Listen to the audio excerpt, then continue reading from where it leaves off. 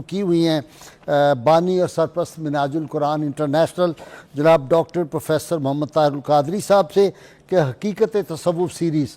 تو آج آپ کی خدمت پہ ہم سیکنڈ پارٹ اس کا جو ہے وہ پیش کر رہے ہیں.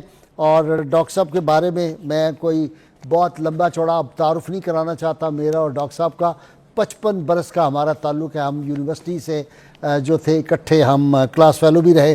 تو میں ایک دفعہ میں نے کہہ دیا کہ ڈاکٹر صاحب کی میں جوانی کا گواہ ہوں، ان کی پاکیزگی کردار کا اور ان کے شباب کی پاکیزگی کا میں گواہ ہوں. یہ اس زمانے میں تہجد گزار تھے. تو کچھ ملاؤں نے مجھ پہ بڑے اعتراضات کیے کہ جی آپ رات کو دیکھتے تھے جا کے. میں نے کہا آپ کو معلوم ہی نہیں ہے، یونیورسٹی میں جو ہوتا ہے اگر کوئی سانس بھی لیتا ہے تو کلاس فیلوز کو اس کا سب کچھ پتہ ہوتا ہے. تو الحمدللہ میں جو بات کہتا ہوں اس پہ آج بھی کھڑا ہوں کہ عالم اسلام کا اس وقت سب سے بڑا وکیل جو ہے اس کا نام پروفیسر ڈاکٹر طاہر القادری ہے. اللہ کے فضل سے اور ان کے شباب کی پاکیزگی کا میں گواہ ہوں. باقی علمی اختلاف کسی سے بھی ہو سکتا ہے. ڈاکٹر صاحب کو ہم معصوم من الخطا نہیں سمجھتے. یہ آج کل کے ملا ہیں جو اپنے آپ کو معصوم من الخطا سمجھتے ہیں اور اہل بیت کو خطا پہ سمجھتے ہیں. ہم نہیں سمجھتے. ڈاکٹر صاحب سے اگر کوئی علمی اختلاف کرنا چاہے تو وہ 100 بسم اللہ، وہ اپنا نقطہ نگاہ پیش کریں، ہم ان کے لیے حاضر ہیں. تو ڈاکٹر صاحب کے لیے بس اقبال کی زبان میں کہوں گا، نگاہ بلند سخن دل نواز جاں پرسوز، یہی ہے رخت سفر میر کارواں کے لیے. میر کارواں سے پہلا سوال. جی ڈاکٹر صاحب السلام علیکم. وعلیکم السلام ورحمۃ اللہ. ڈاکٹر صاحب آپ نے بہت اچھا، یہ جو خاص بہت بڑا اعتراض تھا نا، یہ ایک الگ دین ہے اور جی اسلام کی پیٹھ میں خنجر گھونپ دیا ہے، یہ ہندوؤں سے لے لیا، یہ فلاں مذہب سے لے لیا، تو اس کے آپ نے بڑے اچھے جواب دیے. اس پہ اور بھی آپ گفتگو انشاءاللہ فرماتے رہیں گے. اچھا یہ بتائیں کہ صوفی ہونے کے لیے کوئی خاص قسم کا جبہ پہننا ضروری ہے، کوئی خاص قسم کی ٹوپی، خاص قسم کا لباس، اور کیا کوٹ پتلون؟ یہ فہد کاظمی جو ہے یہ میرا حسین زنجانی رحمۃ اللہ علیہ کا اکلوتا سے زیادہ نشین ہے، یہ صوفی ہو سکتا ہے اس لباس میں، یا نذیر غازی ہو سکتا ہے، یا سعید بغدادی؟ یہ بھی ذرا دلچسپ سوال ہے، یہ آپ بتا دیں. آپ تو ویسٹ میں ہیں، جو پتلون کوٹ پہنتا ہے، یہاں ایک عالم دین تھے وہ کہتے ہیں کافر ہو جاتا ہے بندہ جڑا کوٹ پینٹ پہنے. جی ارشاد. دلچسپ سوال ہے، اور میری طرف سے بالکل آپ کو اذن عام ہے کہ صوفی ہونے کے لیے کسی ظاہری لباس کی، خاص وضاقتہ کی، کسی رنگ کی ٹوپی کی، اور کسی خاص انداز کے جبے کبے کی ضرورت نہیں ہے. تصوف ظاہر پرستی کو مٹانے کے لیے آیا ہے. تصوف باطن کو تقوی کا لباس پہنانا چاہتا ہے. سبحان اللہ سبحان اللہ. تصوف کو کوٹ پینٹ ٹائی سے کوئی لڑائی جھگڑا نہیں ہے. یہ علاقائی لباس ہیں، مشرقی مغربی لباس ہیں. تصوف تو لباس تقوی جو قرآن کہتا ہے، بندے کے قلب و باطن کو لباس تقوی پہنانا چاہتا ہے، وہ کوئی پہن لے. یہاں جاننے کے لیے کہ وضاقتہ تو نہیں تو تصوف کا لباس کیا ہے، تصوف یا صوفی کیسے ہوتا ہے، وہ میں چند ایک چیزیں آپ کو بڑی کلیئر ریفرنسز دے دیتا ہوں تاکہ لوگوں کے خیالات کلیئر ہو جائیں کہ یہ محض دفاع کی بات نہیں ہے. ائمہ تصوف اور اولیاء اور صوفیاء ہمیشہ سے اس امر کو بیان کرتے رہے ہیں. اگر کوئی شخص اس ضابطے کا پابند نہیں ہے تو وہ صوفی نہیں. ٹھیک. دیکھیے اس کو سمجھنے کے لیے 3 ٹرمز میں عرض کرتا ہوں. ایک کہتے ہیں صوفی، جو ایکچول پیکر تصوف ہے، پیکر صفائے قلب ہے، وہ اصل ہے. دوسری ٹرم ہے متصوف، جو اپنے ظاہر و باطن اور عمل اور سیرت میں مرتبہ صوفیت تک تو نہیں پہنچا، صوفی کے مرتبے کو نہیں پہنچا، مگر ان کو مانتا ہے، ان کی راہ پر پیرا گامزن ہے، ان کی تعلیمات پر عمل پیرا ہے، اور کوشش کرتا ہے کہ ان کے طریقہ کار کی مخالفت نہ ہو اور ان کے ساتھ تشابہ مشابہت اور انہی کے نقش قدم پہ. اس راہ کا مسافر ہے، اس کو متصوف کہتے ہیں. ٹھیک. منزل پہ نہیں پہنچا مگر اس راہ کا مسافر ہے صدق کے دل سے، وہ متصوف ہے. تیسرا لفظ ہے مستصوف، استصفاف سے، باب استفعال سے مستصوف. وہ رسمی صوفی دعوے دار ہے، جھوٹا دعوے دار ہے، جس نے صوفیاء کی رسم اپنائی ہوئی ہے، وضاقتہ اپنائی ہوئی ہے، طور طریقے اپنائے ہوئے ہیں اور دعویٰ کرتا ہے صوفی ہونے کا، مگر وہ حقیقت میں اس کے اندر تصوف کے احوال، صفات اور عادات اطوار نہیں ہیں. وہ جھوٹا ہے، جھوٹا مدعی ہے. یہ جو 3 ٹرمز میں نے یوز کی، ان کو علامہ ابن تیمیہ نے اپنی کتاب مجموع الفتاوی، ان کو اس لیے کوٹ کر رہا ہوں کہ جتنے بھی اسکالرز ہیں یا علماء ہیں، ان میں ہر وہ شخص جو اپنے آپ کو اہل سنت والجماعت کہتا ہے، ان کے اندر طبقے ہیں. جو اہل سنت والجماعت خود کو بریلوی کہتے ہیں، وہ تو علامہ ابن تیمیہ کو ذرا کم مانتے ہیں. جو اہل سنت والجماعت خود کو دیوبندی کہلاتے ہیں، وہ بہت زیادہ مانتے ہیں. اور جو اہل سنت میں اپنے آپ کو اہل حدیث اور سلفی کہتے ہیں، وہ بہت ہی زیادہ مانتے ہیں. جی بالکل. ان کا تو سمجھیں مدار ہی فتویٰ پر علامہ ابن تیمیہ پر اور علامہ ابن القیم پر ہے.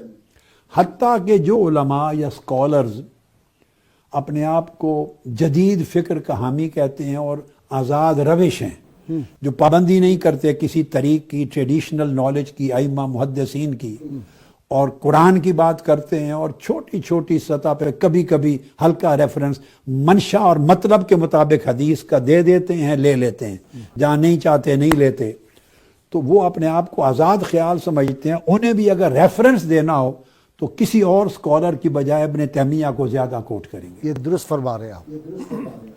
تو میں نے ان کو چنا تاکہ میں حوالہ دے دوں. وہ صوفیاء کے میری اپنے مطالعہ میں آپ کو سچ بتا رہا ہوں، میں نے پوری زندگی یہ 1200-1300 سال کی تاریخی علم کو پڑھتے ہی گزری ہے. میں تو ایک ادنا سا طالب علم ہوں اور ساری زندگی اسی علم کی طلب اور اصول اور اسی پیاس بجھانے میں گزاری ہے. تصوف کا دفاع وکیل بن کر جتنا علامہ ابن تیمیہ نے کیا ہے، 1000 سال کی تاریخ میں کسی اور نے نہیں کیا. میں نے اس لیے کر دی کہ ہے ہی حیران کن، تاکہ آپ کے پروگرام کے ذریعے دنیا میں جائے. ہاں، بعض ایشوز پر، بعض تفصیلات میں، بعض چیزوں کی تشریحات میں، تعبیرات میں میرا اپنا علامہ ابن تیمیہ سے اختلاف ہے. بعض اعتقادی فروعی مباحث پر، بعض تصوف کی مباحث پر تشریحات، تعبیرات، تفصیلات اور جزیات میں اختلاف ہے، وہ الگ چیز ہے. ٹھیک.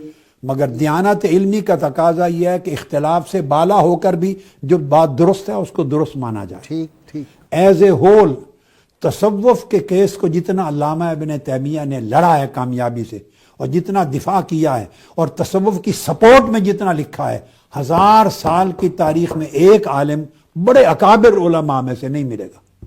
یہ میں نے اس لیے کہی جو علامہ ابن تیمیہ کا صبح و شام نام لیتے ہیں ان کے کان کھڑے ہوں اور وہ سمجھیں. لیکن جو اب میں ابن تیمیہ کو ماننے والے وہ تو سرے سے تصوف کے دشمن، مخالف، وہ اس کو مانتے نہیں. آپ اتنا بڑا دعویٰ کر رہے ہیں تو یہ اس لیے ایک زلزلہ اور ہلچل پیدا کر دے گا سارے ملک میں. اچھا، اس زلزلے کو میں تھوڑا سا زلزلہ آپ نے کہا یہ ہلچل ہے، میں تھوڑی سی کڑی دیتا ہوں. اچھا. اگر مجھے اس کا جواب دے لینے دیں، میں علامہ ابن تیمیہ کو تھوڑا کوٹ کرتا کہ شک و شبہ نہ رہے. ٹھیک.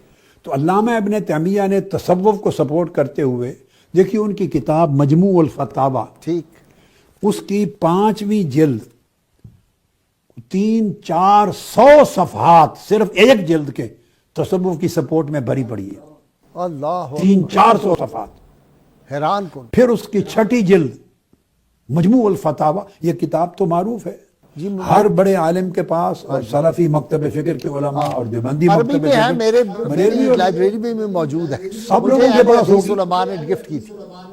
6ویں جلد میں 450 صفحات 5ویں جلد میں لکھے ہیں تصوف کے اوپر، 385 صفحات 6ٹھی جلد میں لکھے ہیں، اور 400-500 صفحات 11ویں جلد میں لکھے ہیں.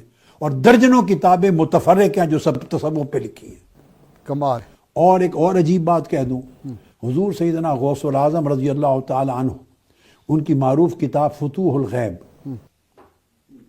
اس کی شرح کسی محدث، فقی، صوفی اور عالم دین اور محقق نے آج تک اتنی مبسوط نہیں لکھی جتنی شرح علامہ ابن تیمیہ نے لکھی فتوح الغیب. حیران کن وہ بھی باتیں. مجموع الفتاوی میں ہے، وہ بھی مجموع الفتاوی میں ہے، کوئی 300-350 صفحات پر حضور سیدنا غوث العظم کی. تو وہ تو غوث اعظم کی ٹرم پہ ان کے ماننے والے جو وہ کہتے ہیں یہ تو کفر ہے، یہ شرک ہے، یہ بس ٹرم آپ استعمال سن، کرنا. میں کوٹ کروں گا ابھی آگے، آپ کی کسی نہ کسی نشست میں یہ بات آئے گی، اور مگر میں اس میں کوٹ کروں گا. میں نے ابھی ابتدا کی ہے، عرض یہ کر رہا تھا، بات کہاں سے چلی تھی کہ صوفی تو وہ بیان کرتے ہیں جن کو میں نے صوفی، متصوف اور مستصوف کہا. اس کو علامہ ابن تیمیہ نے اپنی ٹرمز دی ہیں 3. پہلے کو کہا صوفیت الحقائق، جو حقیقت میں صوفی ہیں، جن کے پاس حقائق ہیں. دوسرے طبقے متصوف کی ایک قسم بیان کی، اس کو کہا صوفیت الارزاق، جو خانقاہوں میں رہتے ہیں، درویش جو خانقاہوں میں رہتے اور درویشی میں پلتے ہیں، اور ان کو برا بھلا نہیں کہا، انہیں کہا کہ وہ ادنا درجے میں ہیں، کامل صوفیاء نہیں ہیں، مگر ان کی راہ پہ چلنے والے ہیں متصوف. ان میں اچھائیاں بھی ہیں اور کمزوریاں بھی ہیں، کمزوریاں ہو تو رد کر دو، اچھائیاں ہو تو قبول کرو. ہمارا مشرب یہی ہے، خوانق میں رہنے والے، صوفیت الارزاق. تیسری قسم بیان کی صوفیت الرسوم، جو اصل صوفی نہیں ہیں اور وہ صرف رسم کے صوفی ہیں، رسم کے. انہوں نے صوفیاء کی رسم اپنا رکھی ہے، صوفیاء کی، اور اصل تصوف سے سروکار نہیں.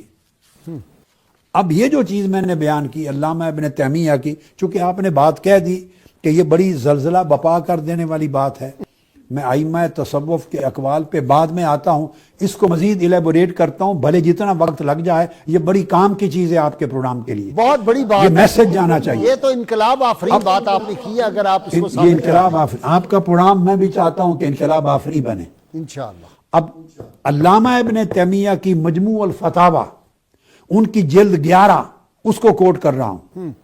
وہ کہتے ہیں کہ سب سے پہلے صوفیاء کا طبقہ قرون اولا میں ظاہر ہوا. آقا علیہ السلام نے فرمایا خیر القرون قرنی ثم الذین یلونہم ثم الذین یلونہم، صحابہ، تابعین، اتباع التابعین. یہ جو طبقہ ہے قرون اولا، یہ خیر القرون ہے. اس کا جو آخری قرن ہے خیر القرون کا، وہ کہتے ہیں اس زمانے میں صوفیاء کا طبقہ بہت وسیع پیمانے پر ظاہر ہو گیا. حتیٰ کہ وہ کہتے ہیں کہ سب سے پہلی خانقاہ، یہ باب میں علامہ ابن تیمیہ کو کوٹ کر رہا ہوں، مجموع الفتاوی جلد 11 صفحہ 6-7. وہ کہتے ہیں سب سے پہلی خانقاہ صوفیاء کی بصرہ میں بنی، اور بنانے والے حضرت عبد الواحد بن زید کے تلامذہ اور مریدین تھے، اور وہ امام حسن بصری رضی اللہ تعالیٰ عنہ کے ڈائریکٹ شاگرد اور تبع تابعین ہیں. واہ، سبحان اللہ، سبحان اللہ، سبحان. اور علامہ ابن تیمیہ اور مقامات پہ لکھتے ہیں کہ عبد الواحد بن زید ان تابعین اور اتباع التابعین میں سے ہیں جنہیں فالج، یہ علامہ ابن تیمیہ کو کوٹ کر رہا ہوں، اور مقامات پر کتابوں میں، ان اولیاء میں سے ہیں اتباع التابعین میں، انہیں فالج ہو گیا تھا. انہوں نے دعا کی کہ باری تعالیٰ وضو اور نماز کے ٹائم میرا فالج اٹھا لیا کر، بعد میں بے شک آ جائے، تاکہ تیری عبادت کرتے ہوئے حرج نہ ہو. انہوں نے کہا 30-40 سال ساری زندگی روزانہ 5 وقت نماز کے ٹائم وضو اور نماز کے لیے فالج چلا جاتا، نماز کے بعد فالج زیادہ ہو سبحان جاتا. اللہ، سبحان اللہ. وہ کہتے ہیں مرتے دم تک یہ حالت رہی. اور یہ بھی میں سینکڑوں ائمہ نے بیان کیا، مگر میں ابن تیمیہ کو کوٹ کر رہا ہوں. سبحان اللہ. کہتے ہیں وہ عبداللہ بن زید امام حسن بصری کے تلامذہ من اصحاب الحسن، ان کے تلامذہ نے پہلی خانقاہ بصرہ میں قائم کی. اور وہ کہتے ہیں کہ بصرہ میں زہد اور عبادت اور خوف الہی اور تقوی روحانیت کا غلبہ اسی طرح زیادہ تھا جس طرح کوفہ میں فقہ کا اور علم کا غلبہ زیادہ تھا. سو وہاں سے فقہا پیدا ہوئے، یہاں سے صوفیاء پیدا ہوئے، زمانہ ایک ہی ہے. واہ. اور اس کے بعد وہ کہتے ہیں علامہ ابن تیمیہ کہ تصوف کا جو منشا تھا، تصوف کا منشا، وہ ابن تیمیہ تعریف کر رہے ہیں، وہ صرف یہ تھا کہ عبادت اور زہد کے طریق میں محنت کی جائے، جیسے علماء فقہ اور علم کے طریق میں زہد کرتے تھے، سو وہ بھی مجتہد تھے اور صوفیاء بھی مجتہد تھے، وہ دین کے ایک پہلو پر مجتہد تھے، یہ دین کے دوسرے پہلو پر مجتہد تھے۔ واہ، اور پھر اس کے بعد وہ بیان کرتے ہیں اس کے نتیجے میں ان کو احوال نصیب ہوئے، حقائق نصیب ہوئے، اخلاق نصیب ہوئے، انہوں نے خود کو کدورت سے پاک کیا اور اتنا پاک کیا کہ ان کے نزدیک سونا اور پتھر برابر ہو گئے آقا علیہ السلام کی امت میں، اور دعوے ترک کر دیے۔ اور پھر وہ کہتے ہیں کہ صوفیاء اس مقام پر پہنچے کہ انہیں صدیقین کا درجہ ملا، اور قرآن کی آیت کوٹ کرتے ہیں فَأُولَٰئِكَ مَعَ الَّذِينَ أَنْعَمَ اللَّهُ عَلَيْهِمْ مِنَ النَّبِيِّينَ وَالصِّدِّيقِينَ وَالشُّهَدَاءِ وَالصَّالِحِينَ۔ انبیاء کے بعد جو درجہ صدیقین ہے، کہتے ہیں یہ اپنے طبقے میں درجہ صدیقین پر پہنچنے والے لوگ تھے۔ واہ واہ واہ واہ، اور پھر وہ بیان کرتے ہیں خود، یہ مجموع فتاوی جلد 12 میں اب بیان کرتے ہیں، وہ کہتے ہیں کہ کچھ لوگوں نے انکار کیا اس کا، مگر علامہ ابن تیمیہ نے تصوف اور صوفیاء کا انکار کرنے والے کو رد کر کے کہا کہ جمہور امت اور اہل الحدیث اور اہل الفقہ اور اہل تصوف یہ سارے انبیاء اور رسولوں کے نقش قدم پر چلنے والے اور ان کی قابل مطابقت کرنے والے ہیں۔ اور علامہ ابن تیمیہ نے کہا کہ یہ لفظ تصوف کا اور صوفی کا یہ قرون اولا کے ائمہ اور سلف صالحین میں رائج ہو چکا تھا، مثلاً امام احمد بن حنبل کے زمانے میں تصوف اور صوفی کی اصطلاح عام تھی اور آپ خود اصطلاح استعمال کرتے تھے۔ ہاں، علامہ بشر ابن حافظ تیمیہ نے کہا امام احمد بن حنبل کی دوستی بشر حافظ سے کتنی زیادہ تھی۔ وہ ہے، وہ سب چیزیں میں صرف وہ اس سے کوٹ کر رہا ہوں جو علامہ ابن تیمیہ نے اپنی ذمہ داری لی ہے، اپنے ان کو کوٹ کر رہا ہوں۔ وہ کہتے ہیں ابو سلیمان دارانی نے یوز کیا تصوف اور طریقت، تصوف اور صوفیاء کا لفظ۔ ابن تیمیہ کہتے امام سفیان الثوری نے تصوف اور صوفیاء کو کوٹ کیا، واہ واہ واہ، اور وہ لکھتے ہیں ابن تیمیہ حتیٰ کہ امام حسن البصری نے جو تابعی ہیں، خود جلیل القدر اور سیدنا فاروق اعظم کے دور میں جن کی ولادت ہوئی تھی، کہتے ہیں انہوں نے بھی تصوف اور صوفیاء کے لفظ کو کوٹ کیا۔ سبحان اللہ، اور ابن تیمیہ آخر پہ کہتے ہیں والصواب، وہ کہتے ہیں صحیح مذہب اور صحیح تحقیق اور صحیح رائے یہ ہے انہم مجتہدون فی طاعت اللہ کما اجتہد غیرہم من اہل طاعت اللہ۔ اصل حقیقت سچا مذہب یہ ہے کہ صوفیاء نے اللہ کی اطاعت میں اجتہاد کیا جس طرح دوسروں نے بھی اللہ کی اطاعت میں اجتہاد کیا، سو ان میں السابق اور مقرب بھی ہوئے، ان میں درمیانے درجے کے مقتصد بھی ہوئے، اور ان میں ظالم اور کمزور درجے کے لوگ بھی ہوئے، ابن تیمیہ نے کہا۔ اور یہ اعمال قلوب جو ان کے ذریعے، پھر علامہ ابن تیمیہ کہتے ہیں کہ مثال دے کر کہ یہ اللہ کی راہ پر جمہور مشائخ کی طرح استقامت رکھنے والے لوگ تھے۔ ابن تیمیہ کی مجموع الفتاوی جلد 10 صفحہ 516 اور 517 وہ کہتے ہیں ان کی مثال ہے جیسے فضیل بن ایاز ہوئے، ابراہیم بن ادھم، ابو سلیمان دہرانی، یس ابن تیمیہ کو کوٹ کر رہا ہوں، حضرت معروف الکرخی، سری سقطی، جنید بغدادی، حتیٰ کہ کہتے ہیں آگے چل کے مصر شیخ عبد القادر الجیلانی اور شیخ حماد، شیخ ابو البیان، یہ سارے وہ لوگ ہیں ان یفعل المامور و یدع المحظور، یہ اللہ کے اوامر پر عمل کرنے والے اور مناہی کو ترک کرنے والے۔ اور پھر فتوح الغیب کو کوٹ کرتے ہیں حضور غوث پاک کا، اور وہ کہتے ہیں کہ جو مشہور ائمہ تصوف ہیں اولیاء قدما، وہ جنید بغدادی اور ان کے اتباع ہیں، اور شیخ عبد القادر جیلانی اور ان کے امثال ہیں۔ تو یہ تصوف کی پوری تعریف اور تاریخ ہے جو علامہ ابن تیمیہ نے کہا، اور انہوں نے پوری ڈیٹیل میں دی جو میں نے آپ کو کوٹ کر دی ہے۔ آپ اندازہ کر لیں، اس سے آپ گیس کر سکتے ہیں کہ جو تصوف ہے وہ ایک جگہ پہ لکھتے ہیں جیسے فقہ کوفیٌ ہے، اسی طرح عبادت بصریۃ کہلاتی تھی۔ کوفہ میں فقہ پن بھی اور عبادت زہد اور ورع یہ بصرہ میں ڈیولپ ہوا۔ اس وجہ سے وہی ایک زمانہ ہے جس زمانے میں کتب تعمیر لکھی گئیں۔ میں آپ کو خاص چیز یہاں کوٹ کروں آپ کے کویسچن کے جواب میں، اس زمانے میں جو کتابیں یعنی ائمہ حدیث نے مرتب کی، ائمہ حدیث میں آپ حیران ہوں گے علامہ غازی صاحب کہ حدیث کی کتب مرتب اور مدون ہونے سے پہلے، یہ بڑی امپورٹنٹ. اب دوسری بات ہے، آپ کہیں گے کہ یعنی ایک پھر زلزلہ کہہ دیں گے بپا ہو جائے گا. کتب حدیث مدون ہونے سے پہلے تصوف اور زہد و رقائق کی کتب پہلے مرتب ہو چکی تھی، یعنی بخاری اور مسلم سے پہلے. سے بھی پہلے. اچھا. مگر تصوف کا جو علم ہے اس کا نام اس وقت علم الزہد تھا. ٹھیک. اصطلاحات بعد میں بنتی رہتی ہیں. میں دیکھیے میں نے 1000 کتابیں لکھی ہیں، 1000 کے قریب، 700 چھپی ہوئی ہیں. ٹھیک ہے. ایک کتاب کا نام بھی میں نے پہلے کبھی نہیں رکھا. پہلے پوری کتاب لکھتا ہوں، سال لگ جائیں، اور اس کے بعد کئی نام آتے ہیں اور چنتے چنتے اینڈ پر کتاب کا نام لکھا جاتا. مضمون پہلے ہوتا ہے، نام بعد میں آتا ہے. یہ بڑی امپورٹنٹ چیز ہے. بالکل ٹھیک. مضمون پہلے ہوتا ہے، پھر وقت کے ساتھ نام آتے ہیں. اس طرح علم پہلے ہوتا ہے، اصطلاح اور عنوان بعد میں آتا ہے. ٹھیک. تو وہ پھر ڈیولپ ہوتی رہتی ہیں. اصطلاحات اور ٹرمز کا علم ڈیولپ ہوتا ہے ٹائم کے ساتھ. دیکھیے علم الایمان، اس کو علم العقیدہ بعد میں نام بنا. ٹھیک. اس کو علم السنہ بھی کہا گیا، اس کو علم الشریعہ بھی کہا گیا، علم التوحید بھی کہا گیا، اور آگے چل کے علم العقائد بنا اور پھر علم الکلام کہلایا. مگر یہ ایمان کے علم کے درجہ بدرجہ اصطلاحات وضع ہوتی گئیں. ٹھیک. اسی طرح فقہ ہے، علم الاحکام، علم الشرائع، پھر علم الفقہ. تو اصول فقہ کی اصطلاحات بنتی گئی. یہ حکم خاص ہے، یہ عام ہے، یہ مشکل ہے، یہ مطلق ہے، مقید ہے، عبارت النص، یہ ساری اصطلاحات بعد میں آتی ہیں. حدیث پہلے موجود تھی آقا علیہ السلام کی، مگر اصطلاحات اور عنوانات بعد میں بنے. کہاں ہے حدیث کے اندر یہ حدیث صحیح ہے، یہ حسن ہے، یہ ضعیف ہے، یہ موضوع ہے؟ کہاں حدیث میں ہے کہ یہ معدل ہے، یہ منقطع ہے، یہ مسلسل ہے؟ تو اصطلاحات بعد میں وضع ہوتی ہیں جیسے جیسے علم سائنس بنتا ہے، ڈیولپ ہوتا ہے. مگر اس کا مطلب یہ نہیں کہ مضمون بدعت ہے، مضمون نیا آ گیا ہے.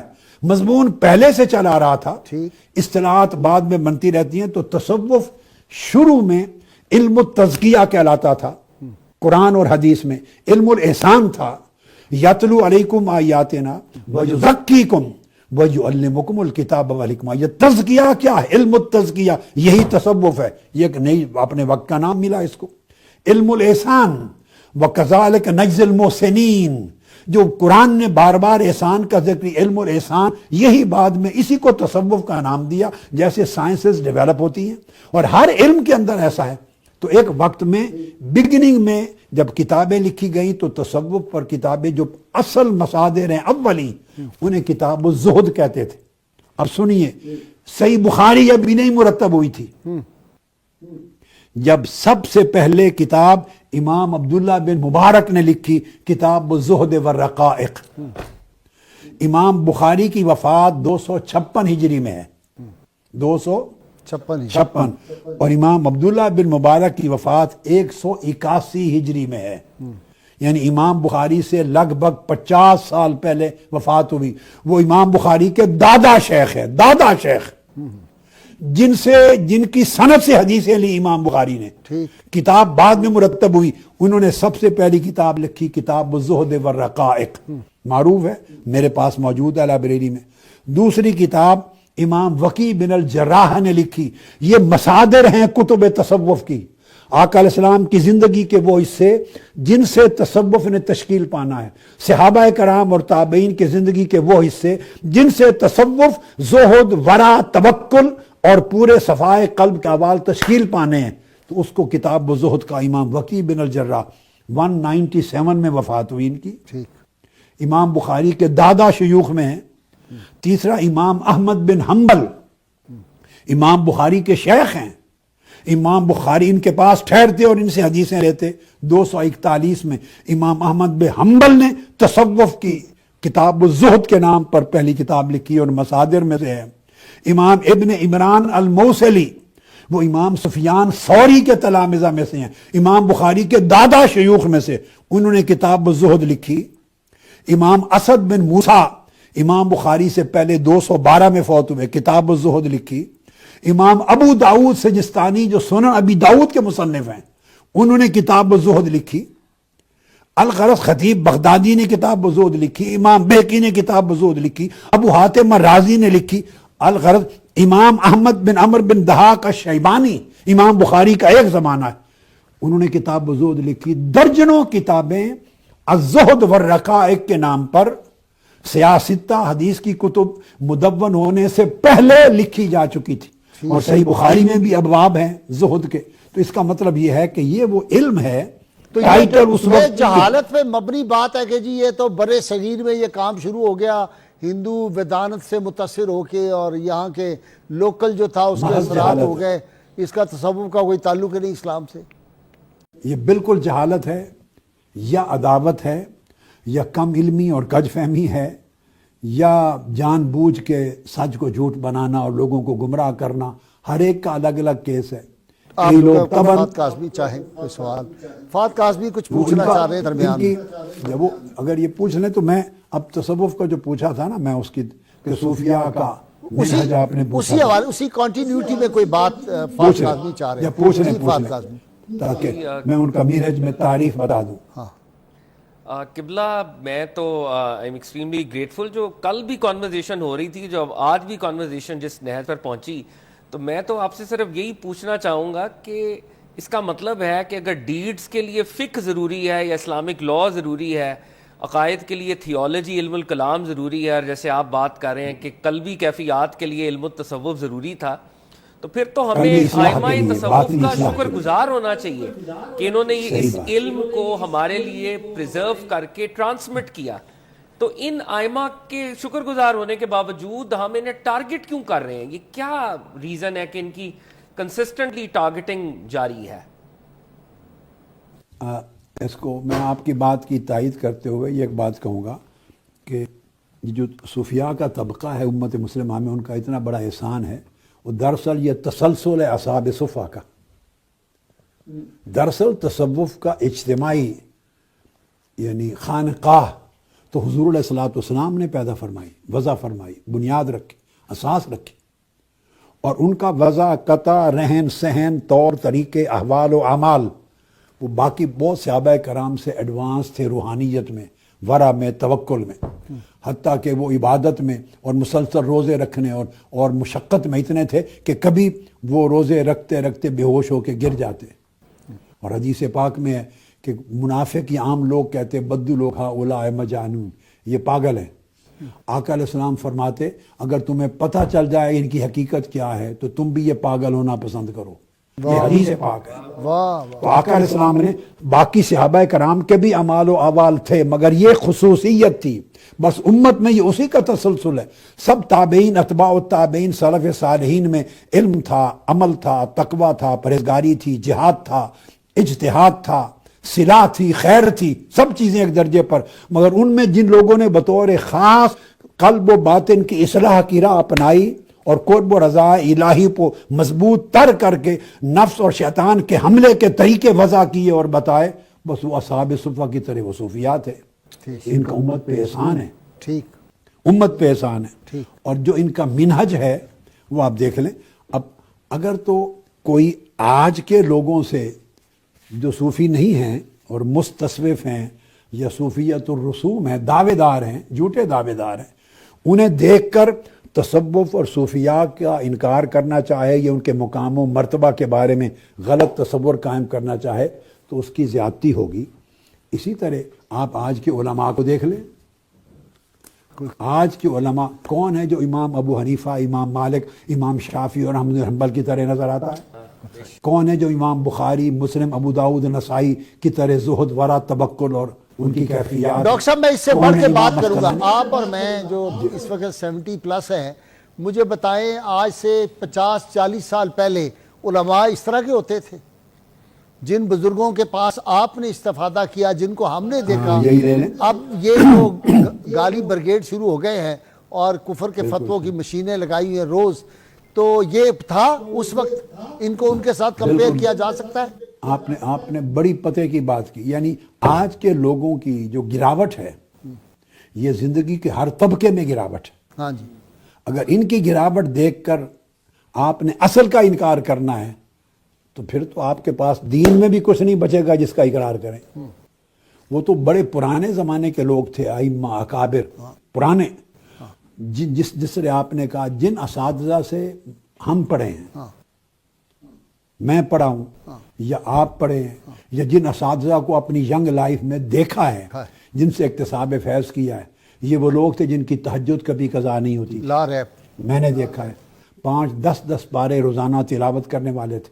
تہجد میں میرے اساتذہ میں تھے 10 پارے ہر رات تہجد کی نماز میں پڑھنے والے تھے. ایسے رزق حلال کھانے والے تھے، غیبت نہیں تھی، چغلی نہیں تھی، اور بڑی تھوڑی پر قناعت کرنے والے تھے.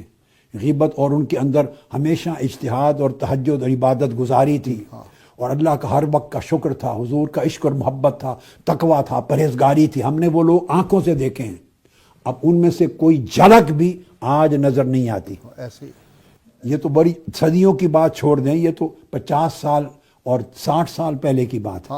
تو میرا سوال ہے، اگر یہ جو لوگ تصوف کے دعوے دار ہیں، یا گدی نشین ہو کر یا عملیات کر کے یا پیری فقیری کے جھوٹے دعوے کر کے اپنا پیٹ پالنے اور دھندا چلانے کے لیے مدعیان تصوف بنے ہیں، اگر ان کے کردار کو اور گراوٹ کو دیکھ کر آپ نے اصل تصوف کا انکار کرنا ہے، تو کیا آج کے علماء کا جو حال آپ دیکھ رہے ہیں انہیں دیکھ کر امام بخاری اور مسلم اور امام مالک کا بھی انکار کر دیں گے؟ بہت اچھی امام شافعی، What an argument. اکابر کا بھی انکار کر دیں گے؟ What an اچھا، آگے چلیں. آج جو پولیٹیکل لیڈرز ہیں، ہم نے اپنی نوجوانی میں ایوب خان کا بھی میں نے دور دیکھا ہے، اور اس کے بعد ذوالفقار علی بھٹو کا دور بھی دیکھا ہے. میں اس سے پہلے کا تو معلوم نہیں.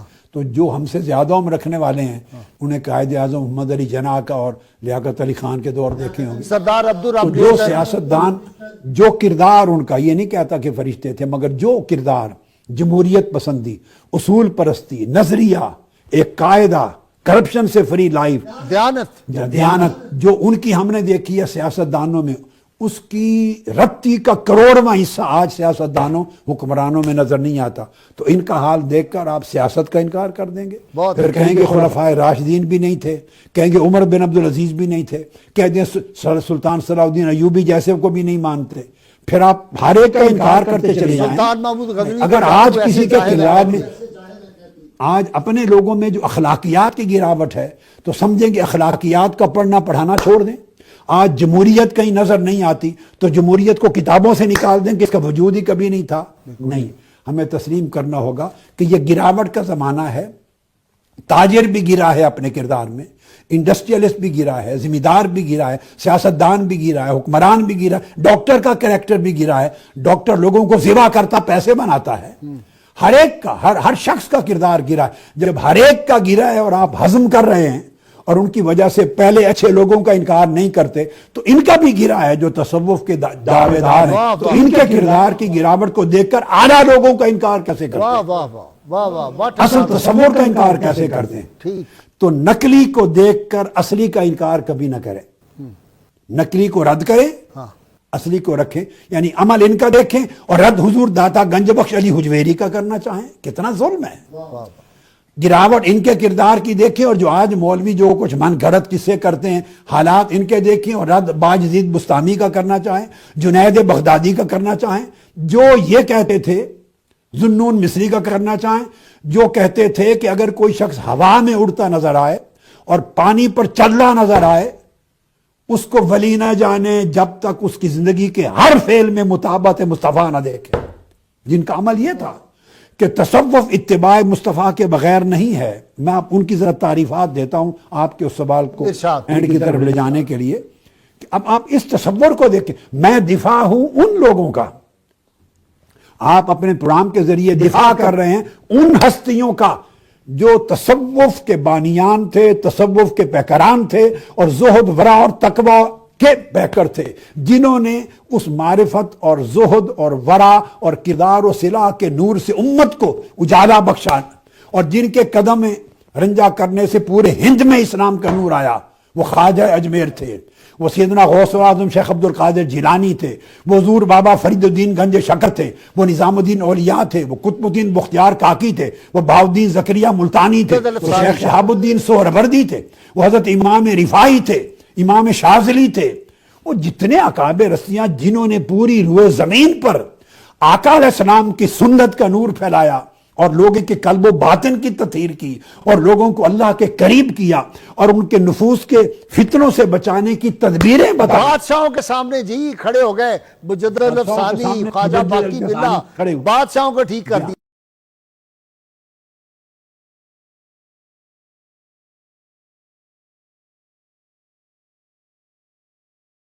یہ بڑا ظلم ہوگا. اور جو لوگ ایسا کرتے ہیں وہ خدا کے لیے تائب ہوں اس طرز عمل سے امت کو گمراہ کر رہے ہیں, نوجوان نسل کو بیزار کر رہے ہیں اور بہت بڑی اللہ کی نعمت کا انکار کر رہے ہیں. اب میں بتاتا ہوں حضرت جنید ڈاکٹر صاحب ایک فکرہ میں کہتا ہوتا ہوں, آپ سے تائید چاہتا ہوں. میں کہتا ہوں اخلاف کا کردار اسلاف کی عظمت پر دلیل ہوا کرتا ہے. اخلاف کا کردار اسلاف کی عظمت پر دلیل ہوا کرتا ہے. بالکل صحیح بات. یہ کیونکہ اس میں تسلسل ہے, یہ کنٹینیوٹی ہے. بالکل صحیح کہتے ہیں آپ, یہی دلیل ہوتا ہے. اس لیے آگے چل کے ہم بات کریں گے, مگر میں اس کی امام ابو نعیم الاصبہانی ایک ائمہ حدیث میں سے ہیں, انہوں نے کتاب لکھی ہے حلیۃ الاولیاء. اس میں لگ بھگ انہوں نے 1000 تعریفات تصوف کی دی ہیں. اللہ اکبر. تو تصوف کو سمجھنا ہو تو ان اکابر نے تصوف کو کیا کہا, کیا سمجھا, کیا دیکھا, کیا بیان کیا, اس سے تعین کرنا چاہیے. آج کی گراوٹ زدہ زمانے سے نہیں, 1000 تعریفات دی ہیں. اصل تصوف وہ ہے. اگر لینا ہے امام ابو عبد الرحمن السلمی سے پوچھو, امام ابو القاسم القشیری سے پوچھو, امام ابو طالب المکی سے پوچھیں, ابو نصر سراج الطوسی سے پوچھیں, سیدنا شیخ عبد القادر جیلانی سے پوچھیں, خواجہ نظام پاک, شیخ سہروردی ان سے پوچھیں, شیخ شہاب الدین سہروردی سے پوچھیں, حضرت خواجہ نظام الدین اولیاء. مطلب تصوف کو پوچھنا ہے اور صوفیاء کے منہج کو, تو ان سے پوچھیں تو اس کے اوپر اتھارٹیز ہیں. ہمیشہ علم کی اتھارٹی سے پوچھا جاتا ہے, نکالوں سے اور بدنام کرنے والوں سے نہیں پوچھا جاتا. واہ. وہ فرماتے ہیں کہ تصوف نام کیا ہے. انہوں نے حضرت جنید بغدادی کو میں کوٹ کرتا ہوں تاکہ تصوف کی تعریف کے لیے, وہ کہتے ہیں تصوف و عبارت, یہ اب تصوف کے بانی ہیں, ٹھیک لا رہے جو اس کے مطابق ہے, جو اس اصول کے مطابق جس کا منہج ہے وہ صوفی ہے یا متصوف ہے. جو اس منہج کے خلاف ہے وہ مستصوف ہے, وہ جھوٹا دعوے دار ہے اور لائق اقتداء نہیں ہے, اس کا رد کرنا بنتا ہے.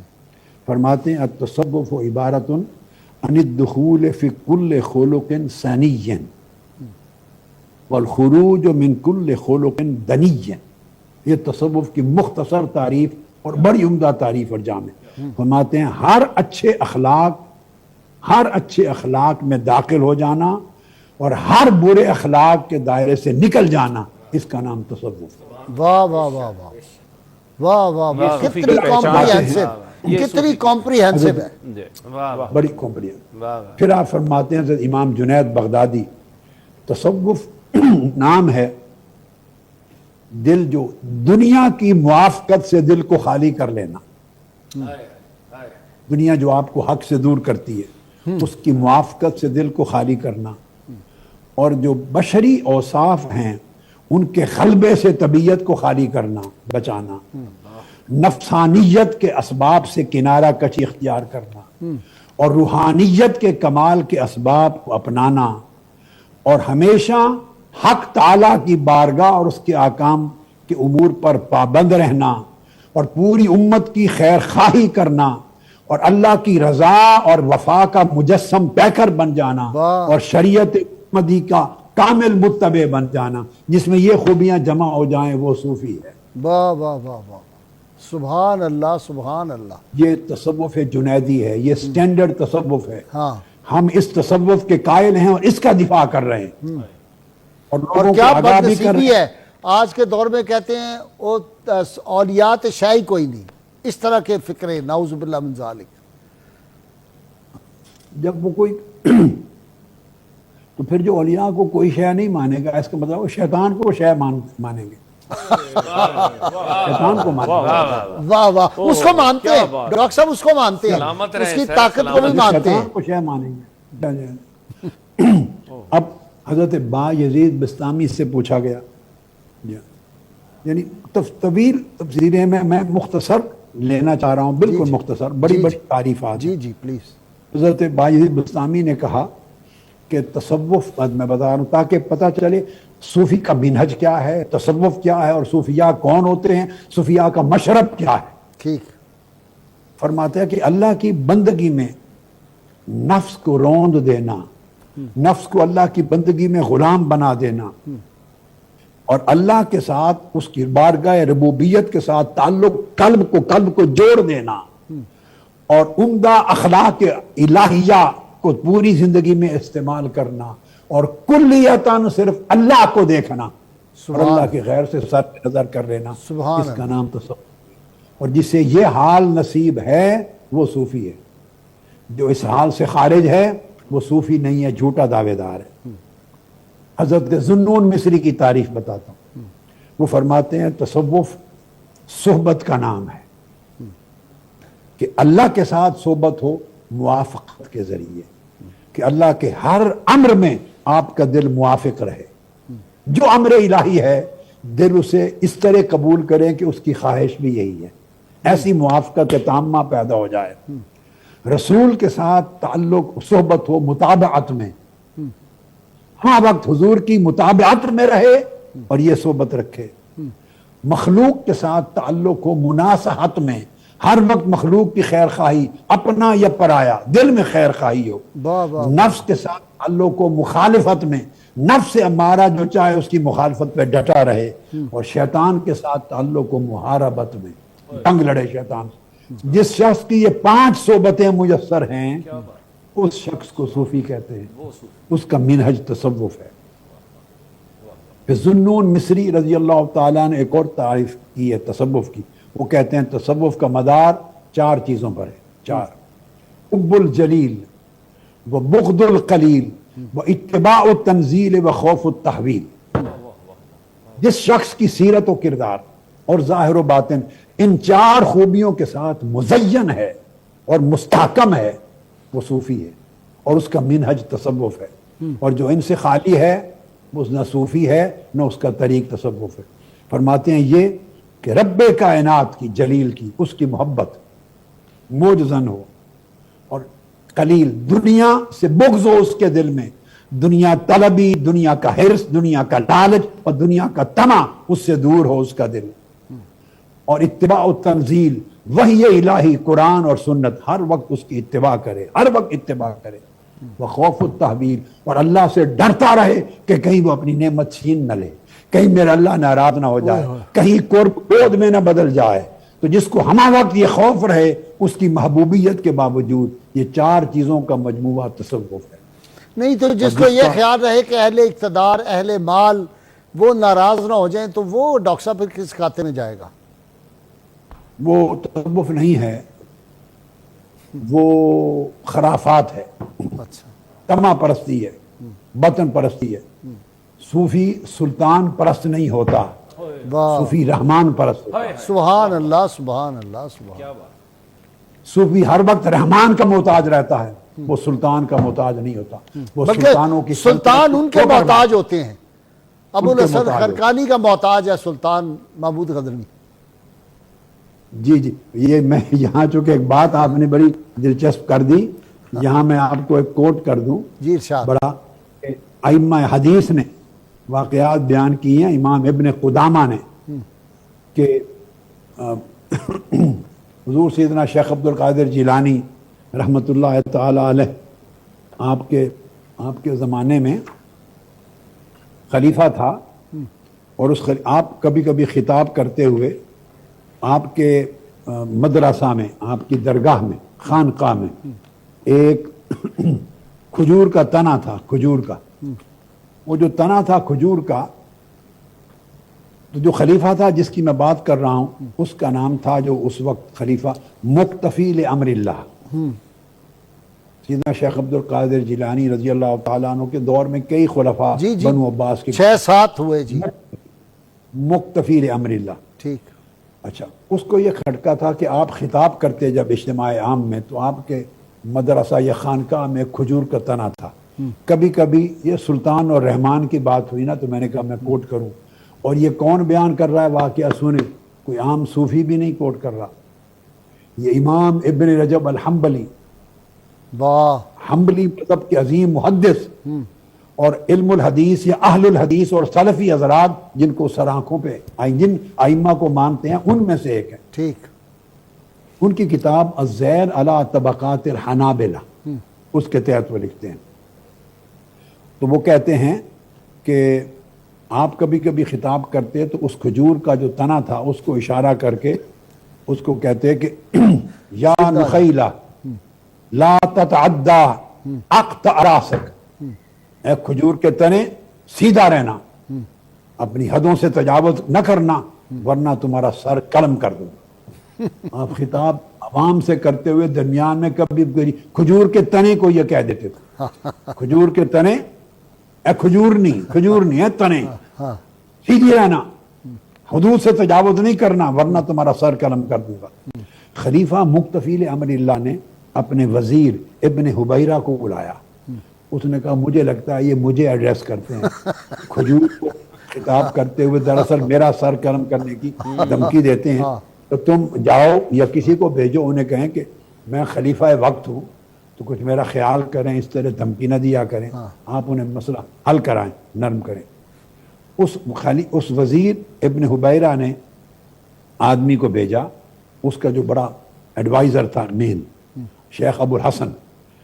وہ شیخ ابو الحسن کہتے ہیں کہ میں آپ کے خطاب میں گیا, مجلس میں دور بیٹھ گیا, ہزارہ لوگوں کا اجتماع تھا, تو میں نے کہا کہ جب فارغ ہو جائیں گے خطاب سے تو میں خلوت میں اکیلے آپ سے ٹائم لوں گا اور مل کر خلیفہ کا پیغام پہنچاؤں گا. تو میں اس انتظار میں آ کے بیٹھ گیا.